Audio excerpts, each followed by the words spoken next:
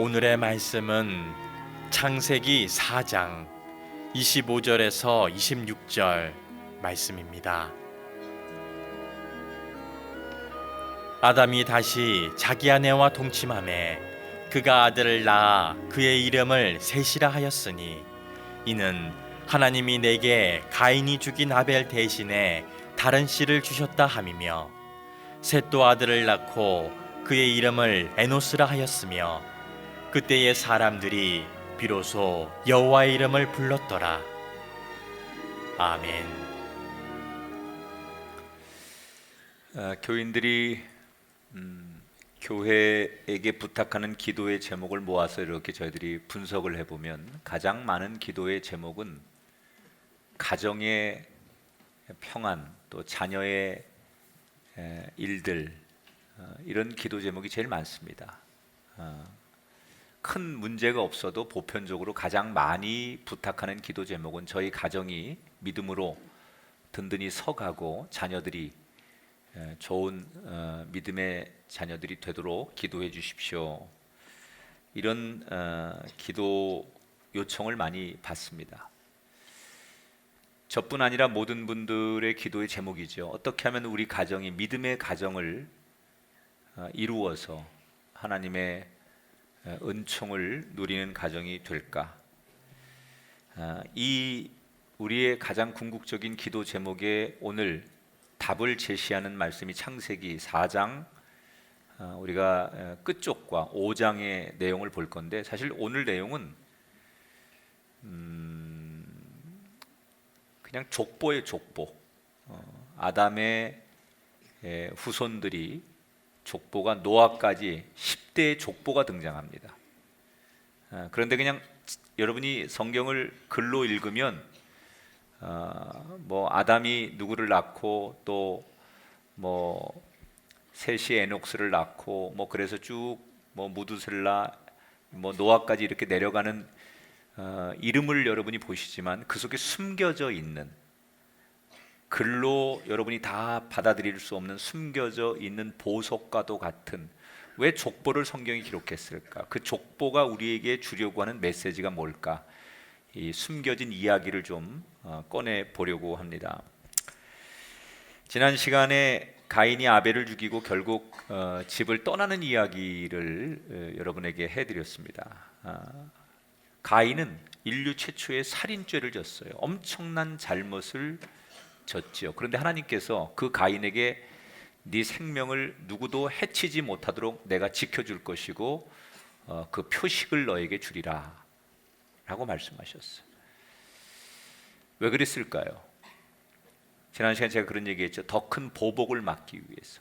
비록 살인죄를 지었지만 그것을 그냥 놔두면 아벨의 가족이나 후손들이 가인을 또 죽이게 되면 또 가인의 자식들이나 후손들이 또 보복을 해서 계속 피해 보복이 악순환으로 이루어지기 때문에 더 큰 죄를 막기 위해서 가인의 생명을 하나님께서 지켜주셨다. 저는 그 말씀을 묵상하면서 이런 생각이 들었어요. 우리가 내가 기도한 대로 일이 잘 되었다고 해서 하나님께서 정말 나를 의롭게 여기시고 나를 사랑하시는 걸까? 그거 아니라는 거예요. 여러분, 내 기도가 응답됐다고 해서 나는 지금 하나님 앞에 의로운 사람이구나 이렇게 자랑하시면 안 돼요. 어쩌면 내가 간구한 것이 잘못한 것인데도, 내가 죄인일 뿐인데도 하나님이 더 큰 뜻을 위해서 악한 도구처럼 잠시 내가 구하는 기도에 허락하실 때가 있어요. 그러니까 하나님이 허락을 하셨다라고 해서 내가 의인이 아니라 정말 나 같은 사람에게 하나님께서 이 기도에 응답하신 그 깊은 뜻, 하나님의 뜻이 무엇일까? 이것을 헤아리는 게 중요한 거예요. 기도가 응답되면 의인이고 응답되지 않으면 내가 하나님 앞에 의인이 아니구나, 그게 아니라 하나님의 그 깊은 뜻이 어디 있을까를 살펴봐야 된다는 거예요. 저는 가인이 아벨을 죽이고 가인이 집에서 쫓겨나는 이야기보다는 오늘 성경에서 그의 부모들의 심정을 좀 우리가 봤으면 좋겠어요.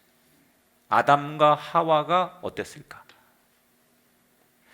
큰아들 장자는 동생을 죽이고 집을 떠나갔고, 그렇게 착하고 부모에게 늘 친구 같고 딸 같았던 아벨이 죽고 없어요. 어찌됐든 두 아들의 빈자리를 바라보는 이 아담과 하와의 심정이 어떨까? 여러분, 자녀들이 좋은 일로 부모 곁을 떠나도 부모들은 가슴이 허합니다. 결혼을 하거나 또는 직장 때문에 어디 가정을 떠나고 외국으로 가고 이럴 때, 여러분, 부모들은 그 자녀들의 빈자리가 가슴에 있어요.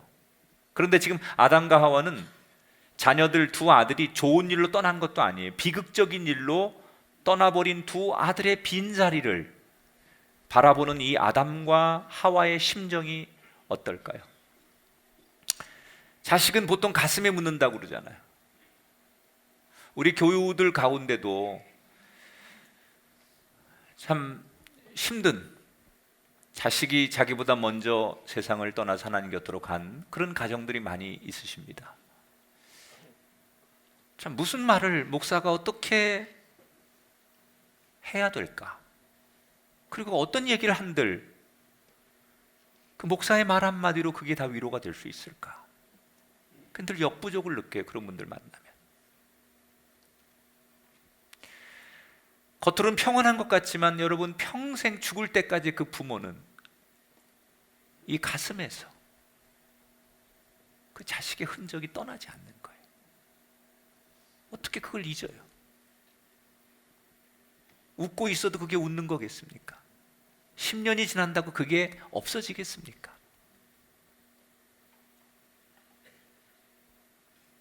아담과 하와가 그랬어요.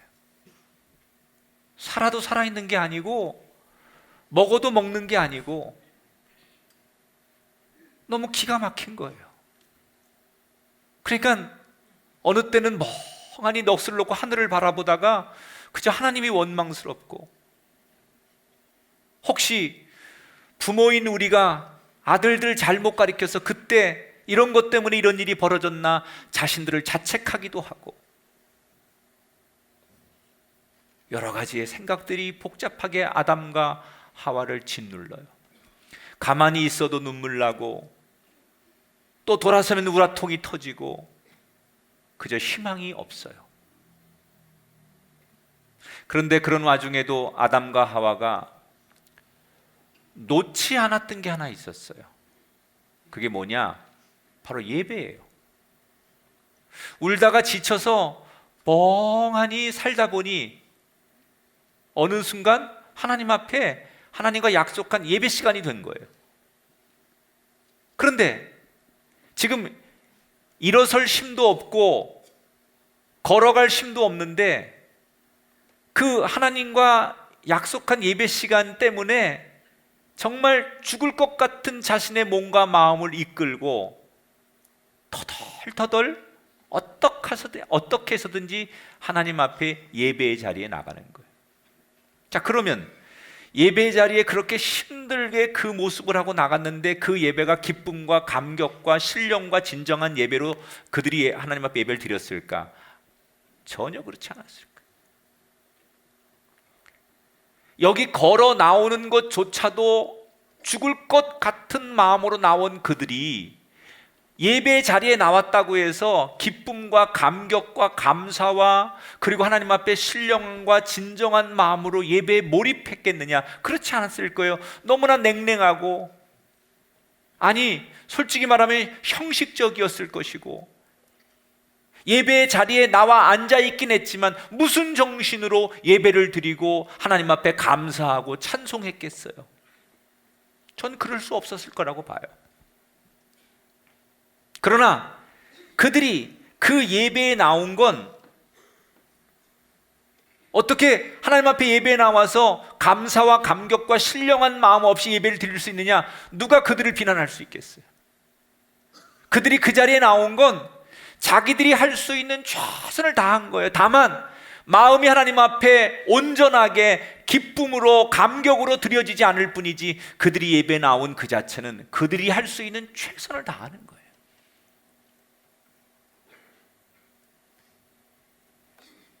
평범한 사람들이 볼 때는 예배 같지 않은 예배를 드리는 그들,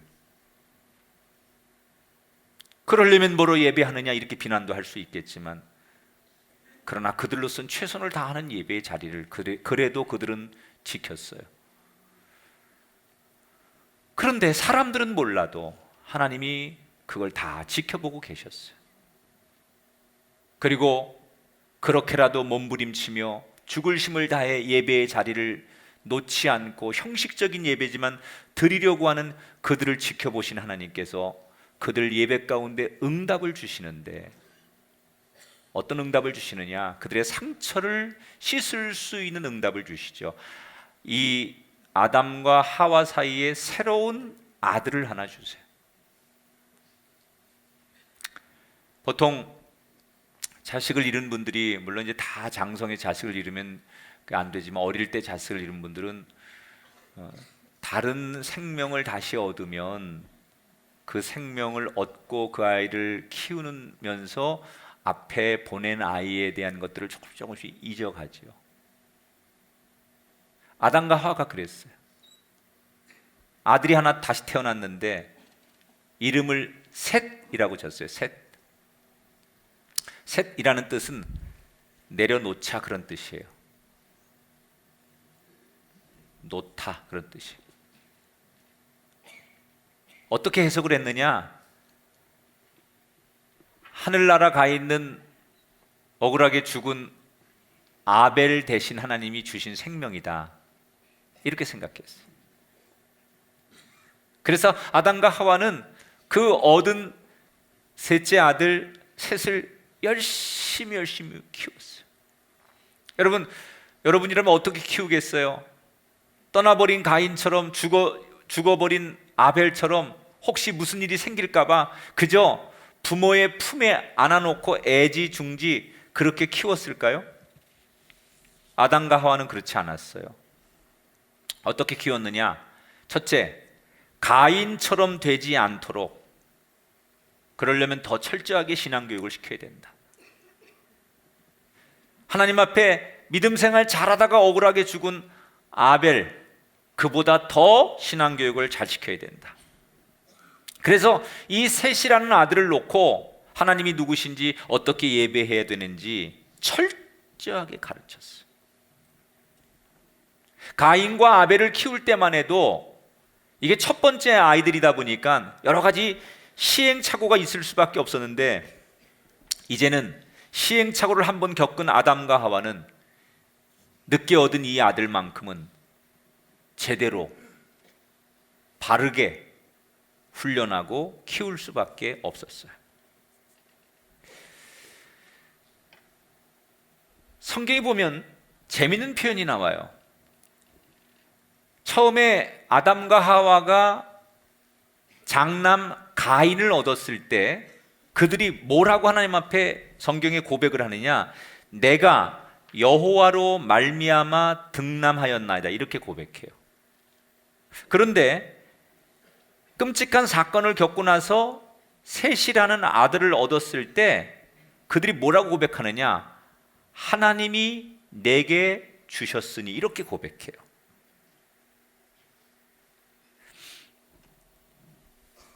주어가 바뀌었어요. 첫째 아들 가인을 얻었을 때만 해도 내가 이 아이를 얻었다라고 주어가 자기였는데, 끔찍한 일을 겪고 나서 신앙적으로 단련된 뒤에 그들이 고백하는 고백은 주어가 하나님으로 바뀌었어요. 여러분에게 묻겠습니다. 지금 여러분의 인생의 주어는 누구입니까? 가인을 얻은 것처럼 내가 인생의 주어이고 우리가 인생의 주어입니까? 아니면 이것은 하나님이 이끄시는 것이라고 하나님을 인생의 주어로 놓고 계십니까?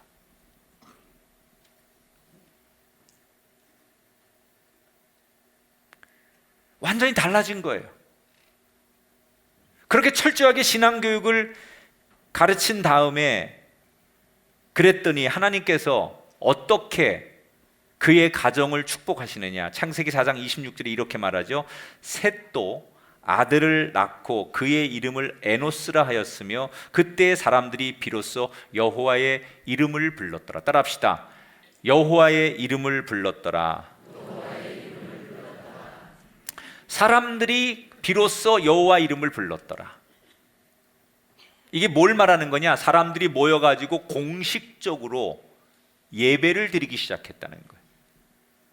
그러니까 인류 최초로 개인의 신앙이 아니라 사람들이 더불어 모여서 하나님 앞에 함께 하나님의 이름을 불렀다. 그건 예배를 드렸다는 얘기예요. 공적인 예배를.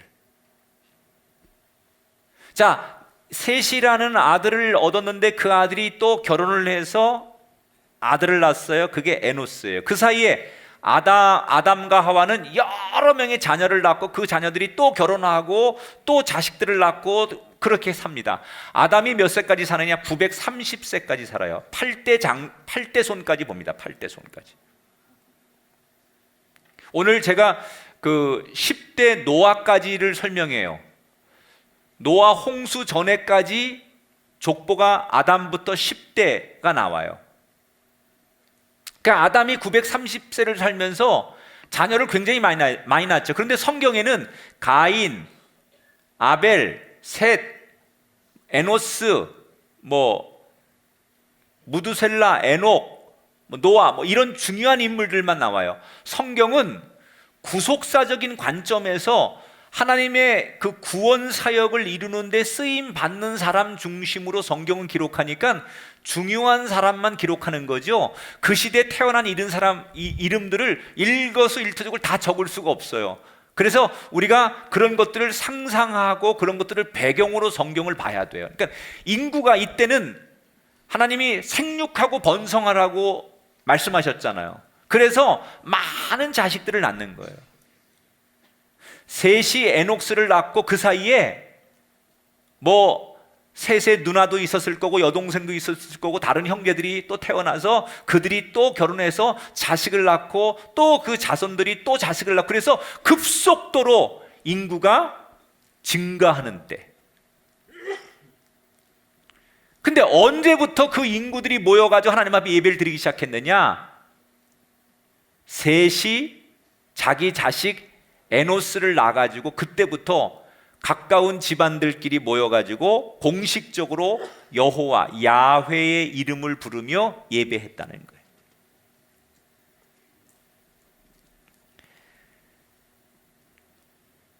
자, 여러분, 가인과 아벨이 사라진 다음에 아까 제가 아담과 하와가 어떤 예배를 드렸다고 그랬어요? 냉랭하고 식어지고 의미 없고 감격이 없는 예배를 드렸어요.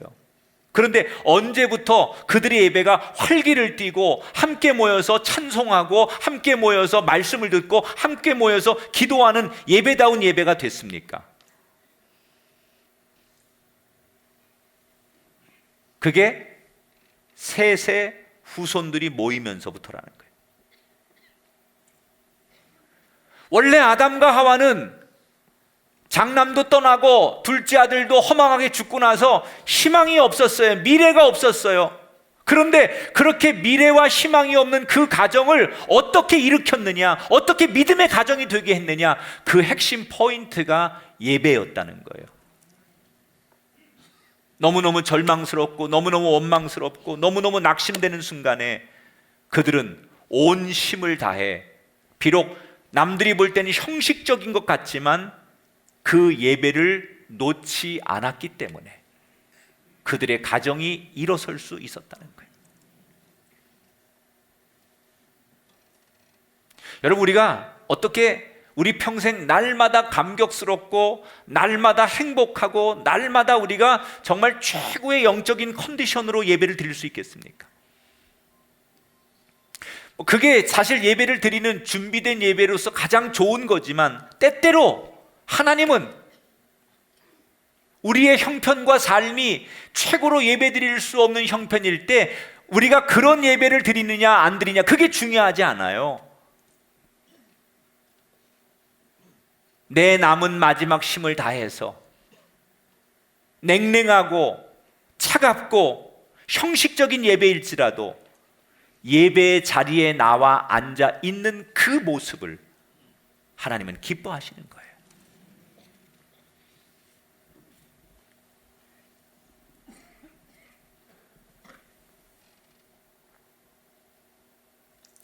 우리가 살다 보면 우리 가정이 늘 평탄하기를 원하지만 얼마나 많은 시련과 환난을 만납니까? 원치 않는 사고와 질병, 다툼, 경제 문제, 우리 가정을 휘청거리게 하고 가족들의 기운을 빠지게 만들 때가 얼마나 많습니까? 그때 여러분, 우리가 그냥 힘들다고, 절망스럽다고, 가정이나 어디 삶의 한 구석에 쪼그리고 앉아 있으면 되느냐? 그렇지 않다는 거예요. 아무리 힘들고 아무리 절망스럽고 아무리 넋을 놓을 만한 일이 생겨도 그때 온 가족이 힘을 다해 하나님의 예배의 자리로 어떻게 하든지 마지막 그 힘을 가지고 나오면, 그래서 하나님 앞에 감사가 아니라 원망의 기도를 쏟아내고, 하나님 어떻게 이러실 수 있습니까? 어떻게 우리 가정에 나한테 이러실 수 있습니까? 그렇게 눈물과 원망을 쏟아내더라도 하나님 앞에 나와 앉아서 쏟아낼 때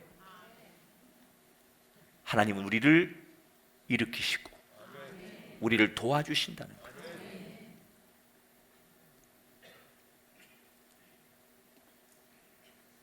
냉랭하고 형식적이고 힘들어도,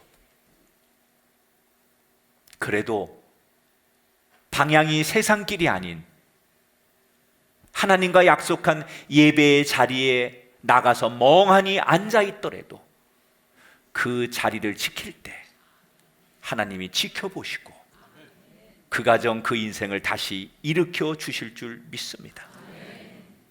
오늘도 혹시 이 자리에 정말 내 몸 하나 이 예배를 나오기에 억지로 내 육신을 질질 끌고 내 마음과 영혼을 정말 있는 힘을 다해서 죽을 것 같은 마음으로 억지로 겨우겨우 이 자리에 나오신 분이 계시다면, 그런 당신을 바라보고 계신 하나님이 당신의 인생을, 당신의 가정을 회복해 주시기를 축복합니다. 하나님을 원망해도 좋습니다. 하나님 앞에 그저 눈물로 호소해도 좋습니다. 하나님 도와달라고 땡깡을 부려도 좋습니다. 우리의 인생이 좋을 때든 어려울 때든 예배의 자리를 떠나지 않을 때 하나님이 아담의 가정을 다시 회복시키신 것처럼 저와 여러분의 인생을 회복시켜 주실 줄 믿습니다. 이렇게 절망적인 아담과 하와의 가정의 셋을 통해서 적극적으로 그 가정이 회복되는 거예요. 그리고 성경에는 아담의 계보가 쭉 이어지는 거예요. 지금 성경은 아담의 계보를 쭉 설명을 하지만 한쪽에서는 지난 시간에 설교해드린 대로 가인이 부모 곁을 떠나가지고 두려우니까, 누가 나를 죽일지도 모르니까 하나님께서 지켜주신다고는 했지만 자기가 자기를 지키기 위해서 뭘 했다고요? 성을 쌓았다고 했죠, 자기가. 그리고 그 성 안에 하나님이 지키는 성이 아니라 내가 나를 지키기 위해서 그는 뭘 해요? 문명을 발전시키는 거예요. 농업 기술을 발전시키고 무기를 만들고 군인을 양성하고 빌딩을 짓고, 그게 성을 쌓는 거예요. 요즘 말로 하면 도시를 만드는 거예요. 그러면서 그 도시를 만들면서 지금 성경은 다 소개하지 않지만 가인의 자손들은 급속도로 퍼져나가는 거예요. 가인의 자식들도 또 자식을 낳고 자식을 낳으면서 그 자식들끼리는 문명을 만들고 도시를 만들고 첨단의 세계를 만드는 거예요. 그런데 비해서 지금 아담과 셋의 후손들은 그렇게 가인의 후손들처럼 잘 살고 문명과 도시와 문화를 만들지는 못해요. 그저 평범하게 살아가는 거예요. 그런데 성경은 그 당시에 성공하고 잘 살고 모든 것을, 세상 것을 다 쥐고 있고 문명적으로 앞서가 있는 가인의 후손들을 조명하지 않고 평범한 아담의 후손들을, 아벨의 후손들을 성경은 조명하고 있어요. 왜 하나님은 똑똑하고 힘 있고 문명을 만들고 세상에서 잘 나가는 가인의 후손들을 조명하지 않고 평범하고 그저 아무 업적도 없는 아벨의 자손들을 성경의 중요한 줄기로 조명하고 있을까? 아담부터 노아에 이르기까지 이 10대 자손들이 다른 업적은 없어요. 성경에 보면 어떤 업적도 없어요. 무슨 영토를 넓혔다든지 인류를 위해 무슨 뭘 만들었다든지 그런 자랑할 만한 게 하나도 없어요. 딱 하나가 있다면 뭘 하느냐? 아담부터 노아 이르기까지 그들이 제일 잘한 건 늘 하나님을 찬양하고 하나님과 동행하고 하나님을 예배했다는 거예요.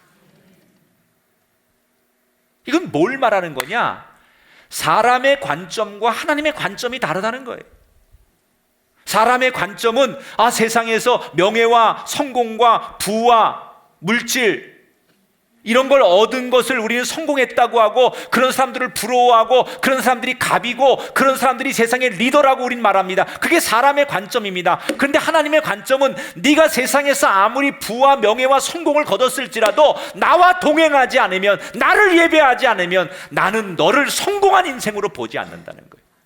역사 속에서 세상은 사람들은 강대국 힘 있는 사람, 그 시대를 앞서가는 사람이 중요한 사람 같지만 하나님의 관점에서는 평범하게 살고 힘없이 살고 가난하게 살지라도 하나님과 동행하고 예배하며 사는 사람, 하나님의 관점은 거기에 있다는 거예요. 아담의 자손들의 장점은 그거예요. 다른 거 없어요. 이미 가인의 자손들은 당시에 철기 문화를 만듭니다. 철기 문화. 그래서 군사가 양성되고 정말 최첨단의 도시를 만드는 거예요, 이미. 그래서 그게 너무너무 죄로 가득하니까 하나님께서 아담의 자손들 가운데 노아의 가문만 살리고 모두를 물로 심판해서 다시 재창조하는 거예요, 세상을. 자, 이렇게 아담의 자손들이 쭉 이어오는 거예요. 그러다가 오늘 성경에 아담의 자손 가운데 6대 장자로 에녹이라는 사람이 태어나요. 근데 이 사람은 그 어떤 자녀들보다도 유별나요. 뭐가 유별나냐? 하나님을 섬기고 예배하고 하나님 앞에 신실한 사람으로는 최고예요. 뭐든지 날마다 하나님의 음성을 들으려고 하고 하나님을 의지하는 그 믿음이 최고예요. 얼마나 잘하니 사람들이 야, 너 너무 지나치다. 너 날마다 하나님 빼놓으면 너 인생에 뭐가 있냐? 야, 너무 과해. 너 믿음도 좋고 예배도 좋지만 너 너무 지나쳐. 이럴 정도로 에녹이라는 사람은 사람들이 그렇게 평가할 정도로 하나님을 정말 100% 온전히 신뢰했어요.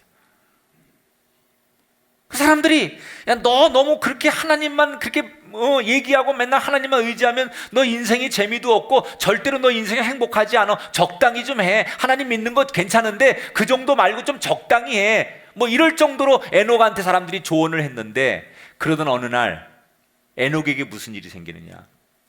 그날도 지인들과 둘러앉아서 식사를 하면서 에녹은 온전히 100% 하나님을 의지해야 된다, 이러고 자기의 신앙 고백을 하는 거예요. 그런데 그 자리에 여러 사람들과 함께 이야기를 나누고 있는데 갑자기 하늘에서 빛이 확 임하더니 에녹을 비추면서 그 빛과 함께 에녹이 쑥 올라가더니 순식간에 에녹의 모습이 사라져 버렸어요. 모두가 입을 벌리고 이 순간적으로 일어난 일에 정신이 없는 사이에 에녹은 자신들의 눈에서 사라져 버렸어요. 그 에녹은 도대체 어디로 간 걸까? 5장 24절에 이렇게 증거해요. 에녹이 하나님과 동행하더니 하나님이 그를 데려가심으로 세상에 있지 아니하였더라. 에녹을 하나님께서 죽음을 경험하지 않고 곧바로 하나님 앞에 데려간 인류 최초의 사람으로 만드셨어요. 그리고 이렇게 죽음을 경험하지 않고 하나님 앞에 올라간 사람이 구약에 한 사람 더 나와요. 그가 엘리야예요. 그럼 왜 성경은 다른 사람들은 다 태어나서 죽음을 경험하게 하는데 이 에녹과 엘리야를 하나님께서 죽음을 경험하지 않고 사람들 보는 앞에서 그를 그냥 하늘로 데리고 올라가신 걸까? 이것은 우리에게 먼 훗날 이 땅에 하나님의 심판이 임했을 때 우리에게 있을 부활을 미리 예고편으로 보여주시는 거예요.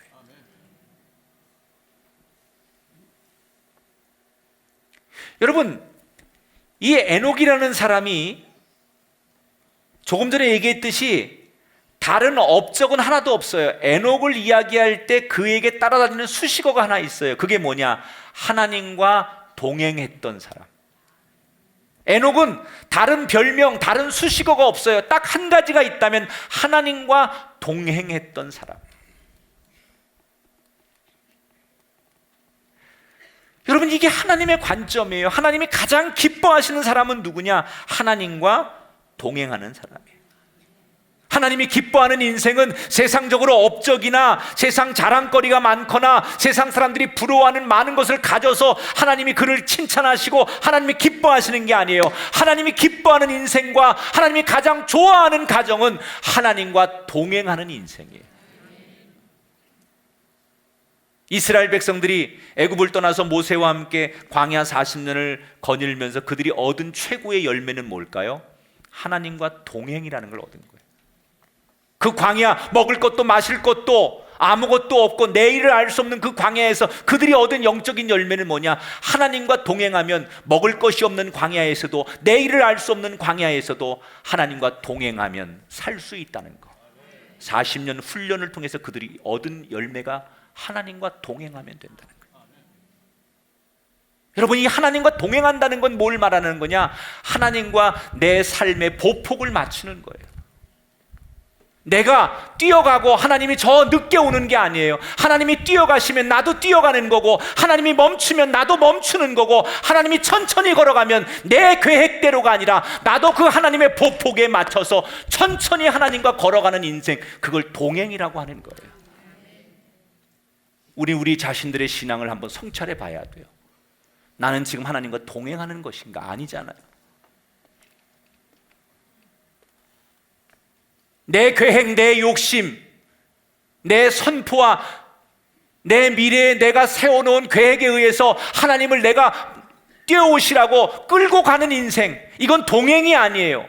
동행은 하나님의 보폭에 나를 맞추는 거예요. 하나님의 보폭에 내 자녀와 내 인생, 우리의 가정의 삶의 보폭을 맞추는 거예요. 아무리 내가 급해도 누구와 경쟁해도 하나님이 천천히 가시면 그 천천히 가는 걸음에 나를 맞추는 것, 그것이 동행이라는 거예요. 진정한 에녹과 같은 동행의 삶이 저와 여러분에게 있게 되길 축원합니다. 이렇게 에녹이 사라진 뒤 아담의 가정은 더욱 하나님을 잘 섬겨요. 그래서 아들 무두셀라, 손자 라멕, 그들도 역시 에녹처럼 너무너무 하나님을 예배하며 기도하는 신실한 가정의 주인이 돼요. 그리고 그 신앙은 증손자 노아에 이르기까지 이어지게 돼요. 그래서 아담부터 10대 손 노아까지 그 가정은 믿음의 가정이 돼요. 비록 아담이 인류 최초로 하나님을 거역한 죄인이 되어서 에덴 동산에서 쫓겨났지만 그가 쫓겨난 뒤에는 어떻게든지 다시는 같은 죄를 범치 않기 위해서 하나님 앞에 자기 자손들만큼은 버림받지 않게 하기 위해서 믿음의 가정을 이루려고 몸부림쳤고, 그 결과 노아에 이르기까지 아담의 가정은 신실한 믿음의 가정을 이루어요. 그런데 그게 그렇게 쉬웠을까? 쉽지 않았어요. 왜? 조금 전에 말씀드린 대로 이미 당시에 가인의 문명, 가인의 문화가 세상을 지배하고 있었어요. 그게 대세였어요. 잘 살고, 이미 가인의 그 족보에 보면 가인의 자손들 가운데는 일부 다처제를 하기 시작하고 동성연애를 하기 시작하고 이미 이때부터 아담의 자손들은 신실하게 신앙을 지키는 반면에 가인의 자손들은 번영하고 성공하고 문명을 만들고 도시를 만들면서 정말 그들은 이미 우리가 지금 누리고 있는 그런 극적인 걸 다 해요. 음악 이런 걸 만들어내고 문화 이런 걸 만들어내고 그러면서 이미 일부 다처제를 하고 동성애를 하고 최고의 쾌락의 삶을 살아요. 그게 이미 그 시대의 대세였어요. 모든 사람들은 이게 행복한 거고 이게 엔조이고 이게 인생을 즐기는 거고 이것이 우리가 마땅히 살아야 될 삶이라고 모든 사람들은 그 대세를 쫓아가고 있는 거예요. 그때 아담의 자손들이 그걸 거부하고 그 유혹을 거부하고 오직 믿음으로 하나님과 동행한다는 게 쉽지 않았다는 거예요. 근데 그걸 누가 잘하느냐? 아담이 잘하는 거예요. 어떻게? 두 번 다시 우리 가정을 무너뜨리지 않으려고 자기 손자들 앞에 자손들 앞에 늘 맨 앞에 나가서 예배를 드리는 거예요. 늘 기도하는 모습을 보이는 거예요. 그러니까 그런 신실하신 자기 할아버지를 보면서 자손들이 무슨 일만 있으면 아담에게 쫓아가서 하나님 생각은 뭘까요? 라고 물어보면 그때마다 아담은 자기가 실패했던 이야기, 하나님을 만났던 이야기, 그리고 어떻게 하나님 앞에 서야 되는지에 대한 이야기를 하면서 그 자손들이 세상 유혹에 흔들리지 않고 세상 유혹에 넘어지지 않도록 계속 부모로서 그 자녀들의 신앙의 교육을 끊임없이 관심 있게 훈련하고 기도했다는 얘기예요.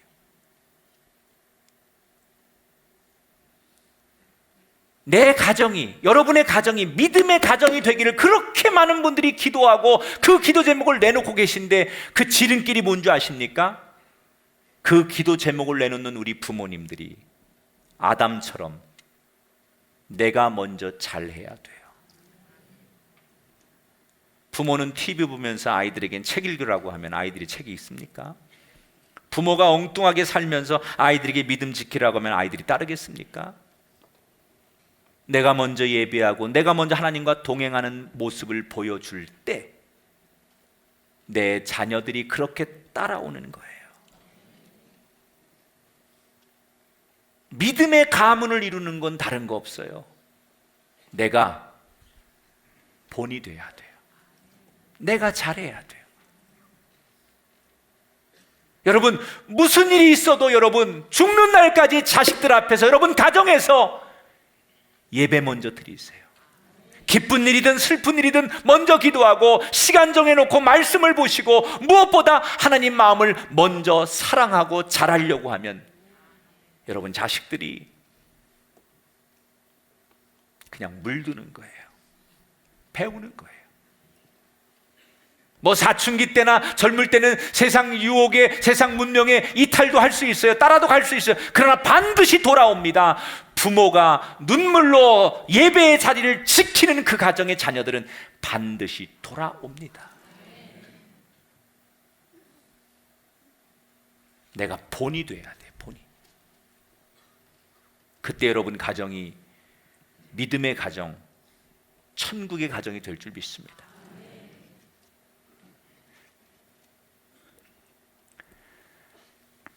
아담의 가문이 지금 10대 손이 나오고 따로 나가서 가인의 가문이 같이 10대 손이 쭉 나와요. 그런데 같은 시대를 살지만 아담의 후손들은 정말 하나님을 예배하고 동행하고 평범하게 살지만 성경은 역사는 아담의 가문을 조명하는데 그 당시에 가인의 자손들은 번영하고 모든 농사, 문명, 문화, 과학을 다 가지고 있었어요. 그래서 세상 사람들은 가인의 문명을 부러워하고 가인들의 삶을 부러워했지만 하나님은 여전히 아담의 자손들을 통해 노아 시대 이후에 노아의 후손들을 통해 누가 나와요? 아브라함이 나오는 거예요. 그리고 그 아브라함의 후손을 통해 누가 나와요? 이 땅의 메시아 예수 그리스도가 나오는 거예요.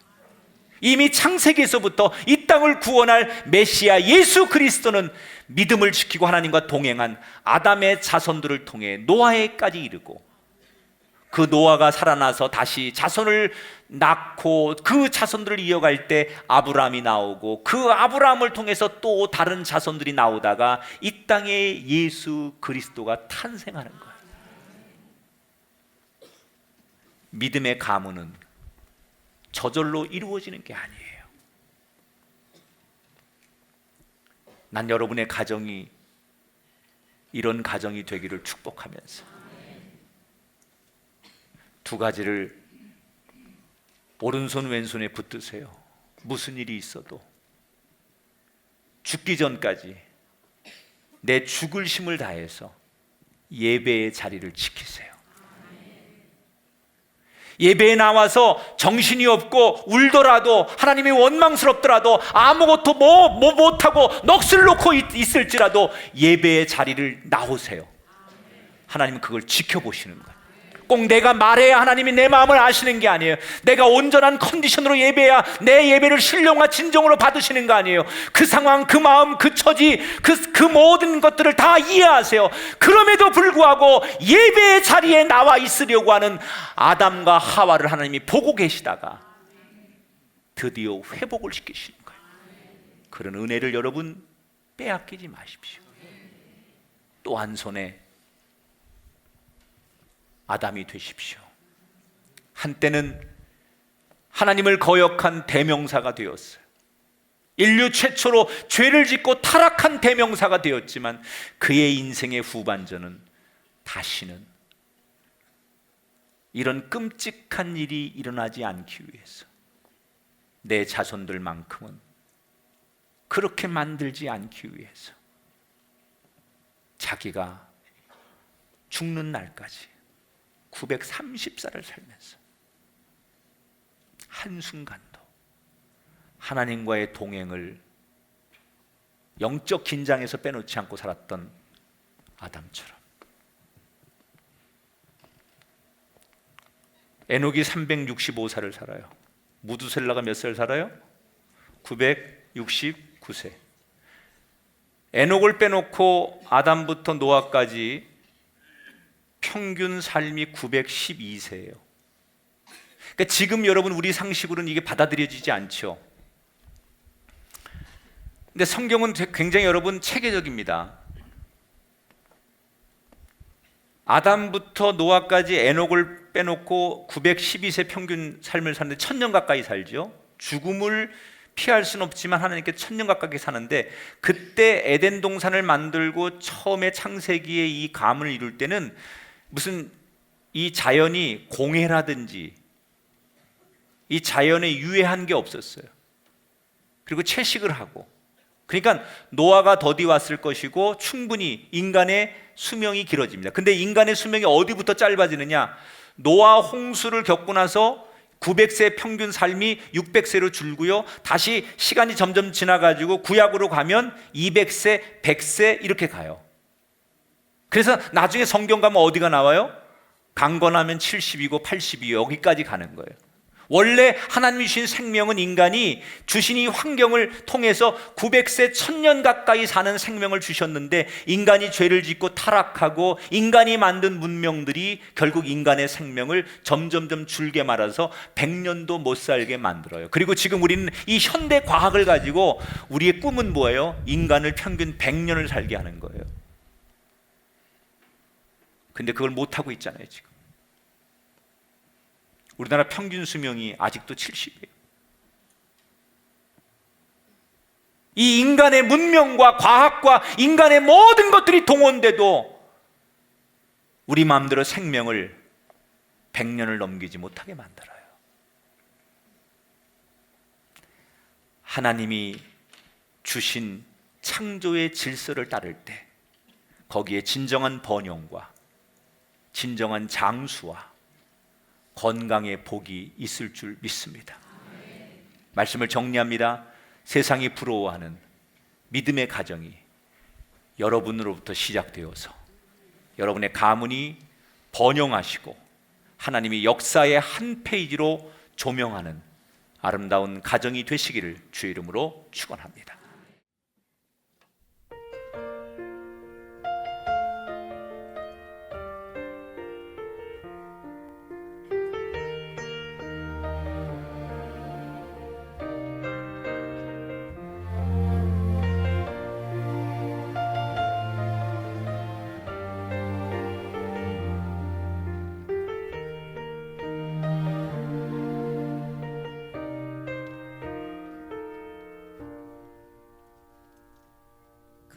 감사해요.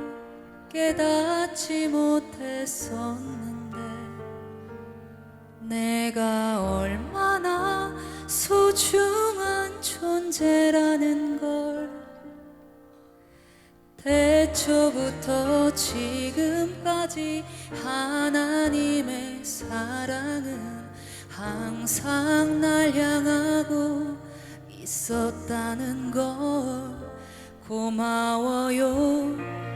그 사랑을 가르쳐준 당신께 주께서 허락하신 당신께 그리스도의 사랑으로 더욱 섬기며 이제 나도 세상에 전하리라. 당신은 사랑받기 위해 그리고 그 사랑 전하기 위해 주께서 택하시고 이 땅에 심으셨네. 또 하나의 열매를 바라시며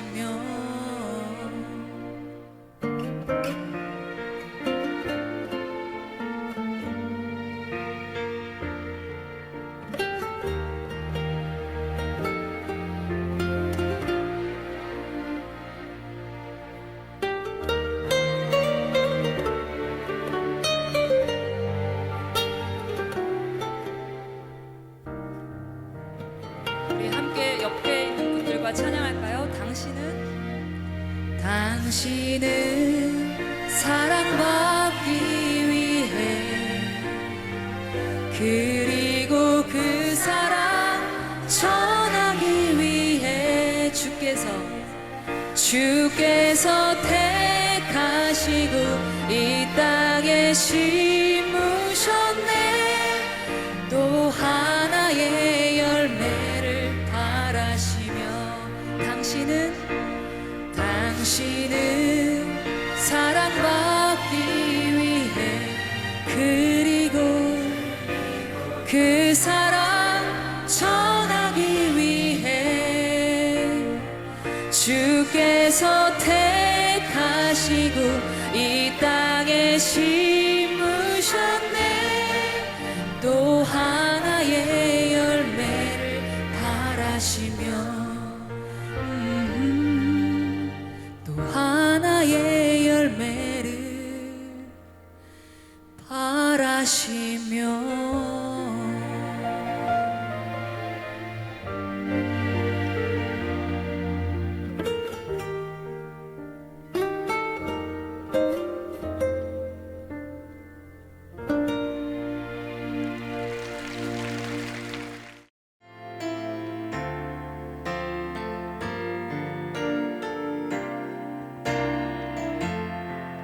완전하신 나의 주,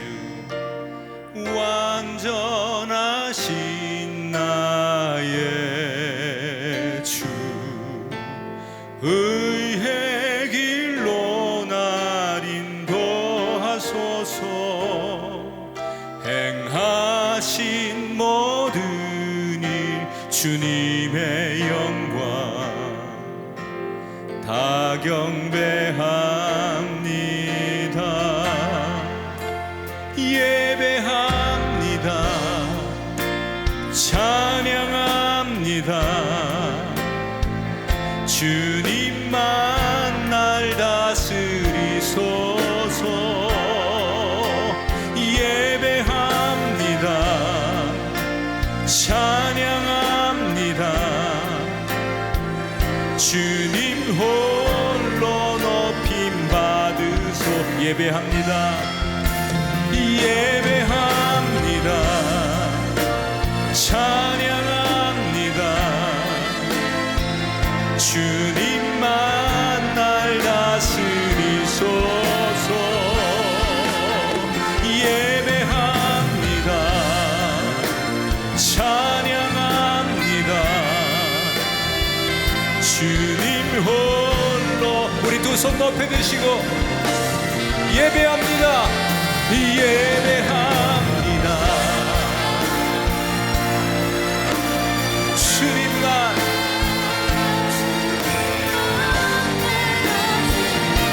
더 힘차게 고백합니다. 예배합니다.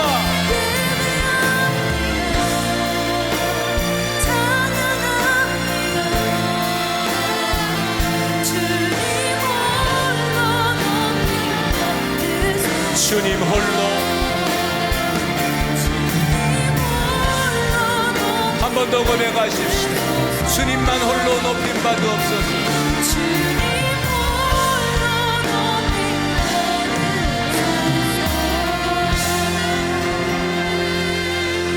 우리 두 손 높이 든 채로 기도하겠습니다. 하나님, 우리의 인생이 어느 곳에 가든지 이렇게 손 높여 주를 높이게 하시고 예배하게 하시고, 부모된 우리가 자손들 앞에 늘 하나님과 동행하는 삶을 사는 모범이 되게 하여 주시옵소서.